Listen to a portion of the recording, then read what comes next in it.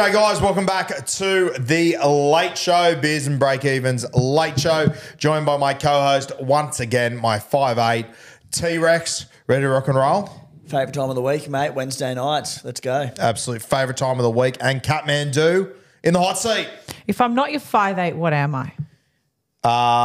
You are a bench utility.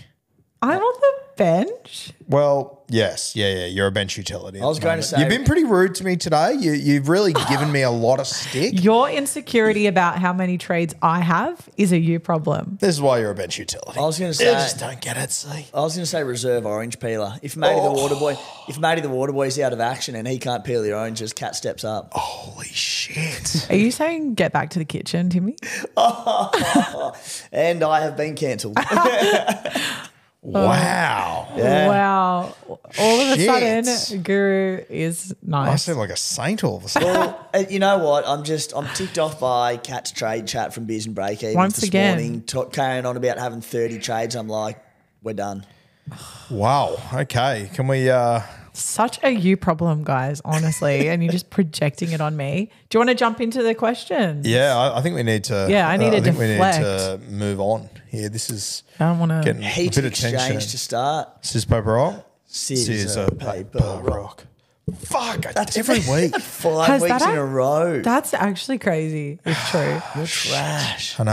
I'm rattled. You can receive, mate. Thank you. Go Catmandu. What do we got? First question from Blake Scott 43. Fuller hold. If you've already held him to this point, yes, I think he's a very obvious hold. Yeah, I do. I was going to sell him last week and I was fine with that. When the Taylor May news came through on Saturday, I actually reversed trades and held on to Trey Fuller. My plan with him is to hold him through, obviously he won't play this week, but he'll be great coverage for that first round 13 major bye. Does play 16 and 19, but it's also a vital spot there. So has the bye in round 14. I'm looking at probably flipping him out of there round 14. Cool. All right. From Rudy_Pete. Is Gus Crichton a sell round 13? Yeah, I think he is. So I think he's going to start on the edge for the Blues and play big minutes.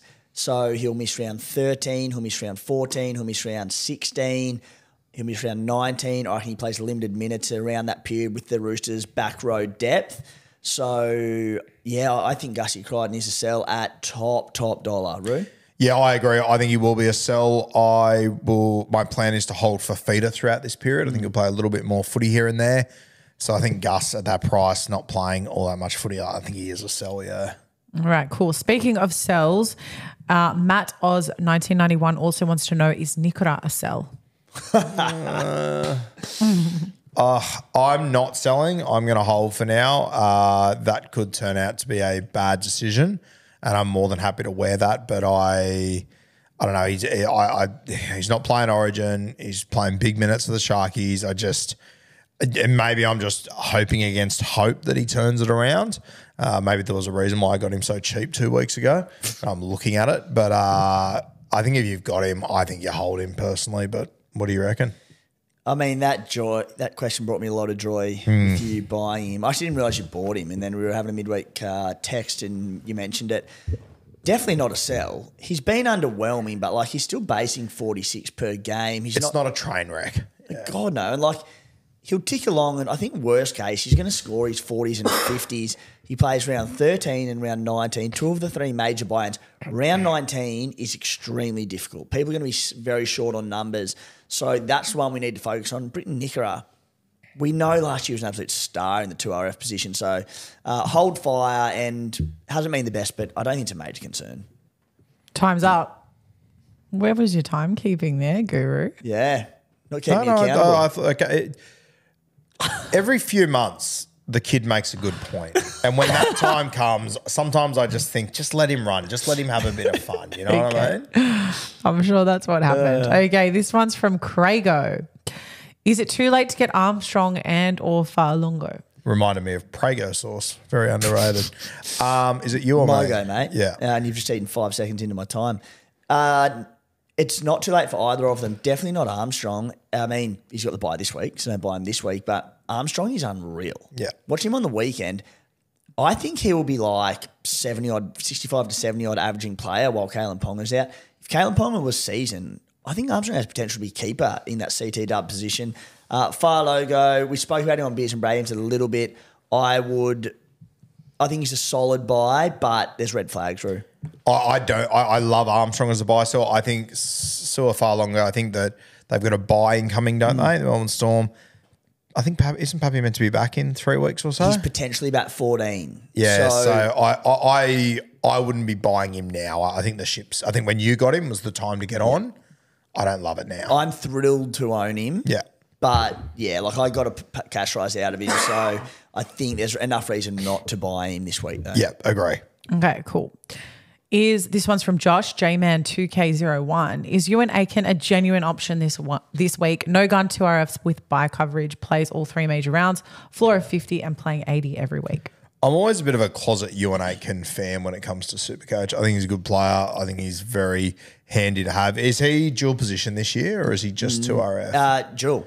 He is 2 RF CGW, yeah. So there's definitely appeal there. I love the Dolphins' bye schedule. He's not in origin contention. It's a little bit left field, and people won't like it when they look at it at first, but I don't mind it. Mate, I like it as well. He's basing 53, as the J-Man mentioned, plays the 3 major bye rounds.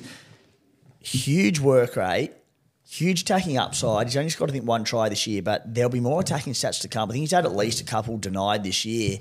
So the only reason I'm not is because I'm looking at round 14. I'm pretty heavily invested in Roosters, and I've got a few Dolphins as well. So I don't want to be caught short there. But if you're okay for 14, I like to buy. Yeah, I'll back it. Cool.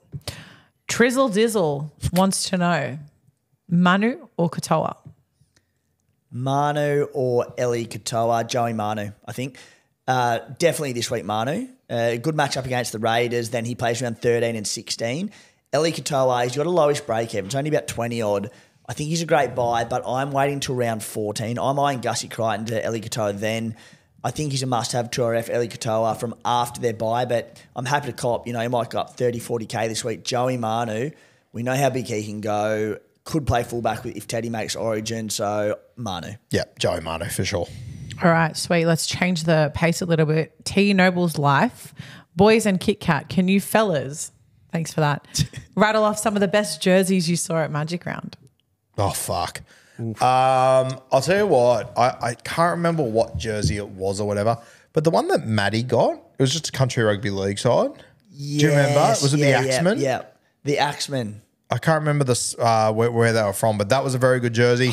My favourite one by far and away was I think it was it was a former player's son.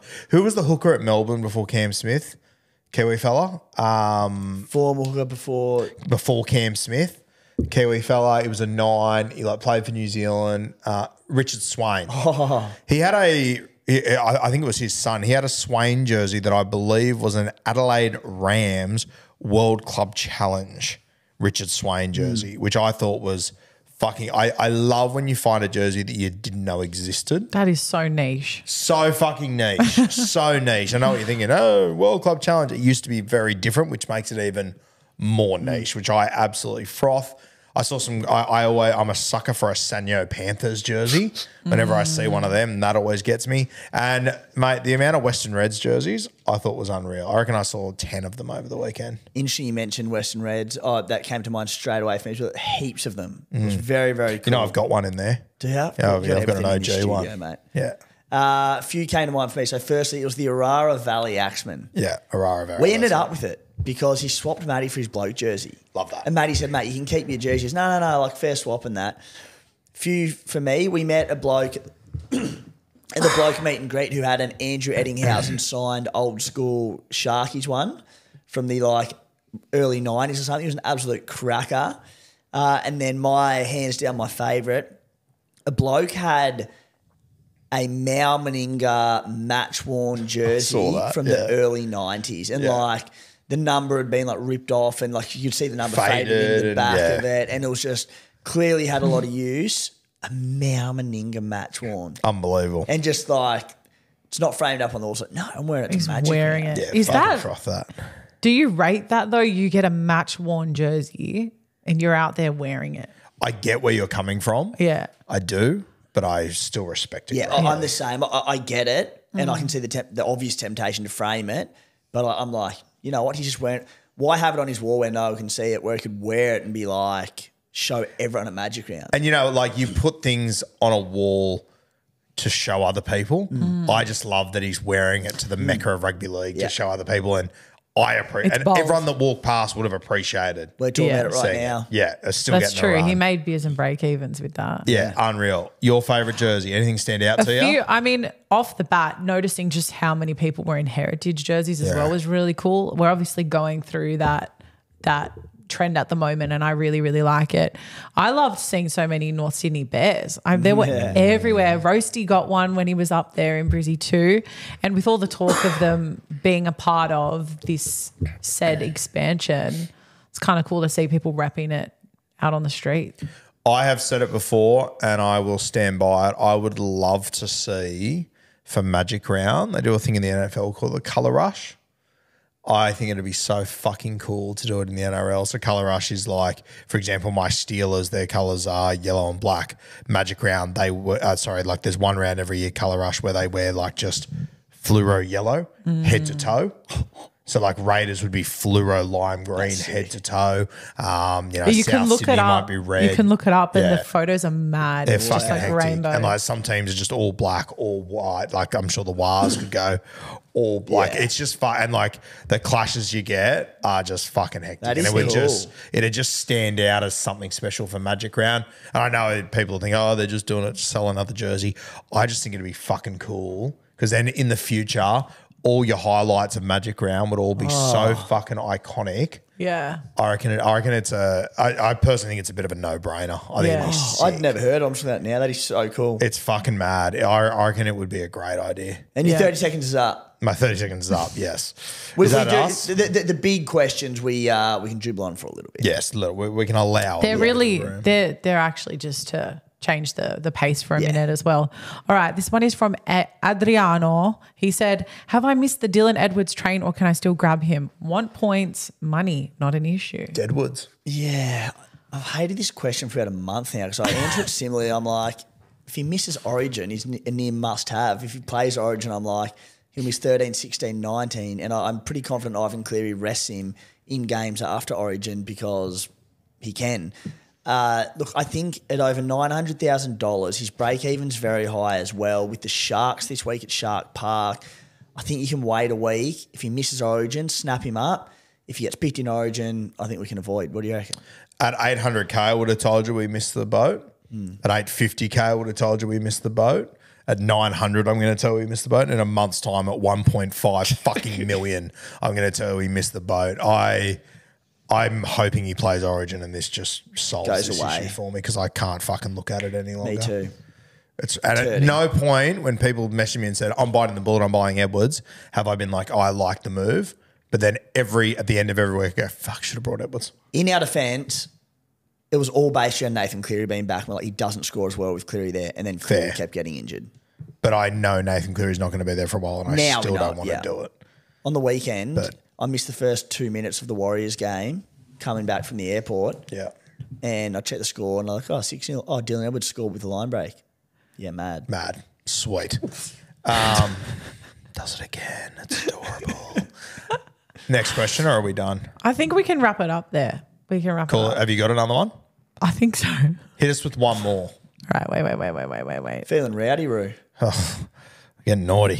Just like you've been pretty crook the last 2 weeks, and just when we have a chance to wrap it, give me more. No, that's what I'm all about. Just going that extra yard. It's a game of inches. One sec. Aha, this is a And she- very good one. And she wonders why she's reserve orange peeler. Fuck, he's coming at you, Oh, mate. I don't know what better I stand did. and deliver. This better be I a don't good know question. What I did wrong. What do we got? Well, I know who I'm not voting for in this question. Who was the Clive Churchill medalist on the Scooey Scooey Moi Mois? Oh, I have to give my Clive Churchill medal to Roasty. I think Roasty we spent Thursday night with him, and Sunday night I was tucked in bed trying to get an early night's sleep and got a notification of Roasty just bullying me via social media bullied you again. all I was weekend. like, bro, it's 11 p.m. on Sunday night. Leave me the fuck alone. He just went at it. So respect to Roasty. Ate Yeah. 9 meat pies too. In a Jeez, he had a sitting. big lift, didn't he? Fuck a duck. Huge lift. Yeah, I think Klutz from Bloody Brilliant Beers, I've never seen a bloke just more in his element than Magic Round at the Caxton. He was phenomenal. He gets 2 votes, but I don't like doing this, but I'm going to have to give it to my boy, the Supercoach Spy. He did have a red hot He crack. was outstanding, and there was a bit of chat at like 3 a.m. Sunday morning at the Caxton Hotel on the dance floor, a schooner being poured over. Sunday morning. It's like Saturday night, right. Sunday morning. Okay, yeah. Of him pouring a schooner of beer over his head or something. So that's like Alfie Langer type territory. That's So, premiership winning. Kind of Yeah, it's territory. right up there. So I think I'm going to have to give the 3 to the Spy. Yeah, fair shout. Had a good weekend. Kat, who stood out for you? So I have to give a shout out to Donnie, who we had a moment at the Caxton on the Saturday night where he was in the middle of vlogging and he'd brought over his camera and he was holding his drink in his mouth because he couldn't do both. And we were watching him at the time and he kind of fell forward a little bit and got some beer on his expensive camera. And he messaged me the other day saying, Kat, I can't get this moment out of my mind where I spilt the beer on the camera. And you just go, oh, Donnie. He's like, it felt like you were my mother reprimanding me in that moment. And I'm like, Donnie, first of all, like I had barely anything to drink, so I remember that moment really clearly. And he's like, well, that's great. I was hoping you'd forgotten. But he didn't break his camera. It was all fine. But I think to your point about Roasty, those guys, Roasty, Donnie, they were just on the content grind the entire time. And jokes aside with Donnie spilling a little bit of beer on his camera, it just goes to show they were trying to enjoy it, but also knew that like content came first. And they did such a good job of vlogging it and making it an experience for people at home as well. And I think, points to Donnie. I have a confession to make. I know.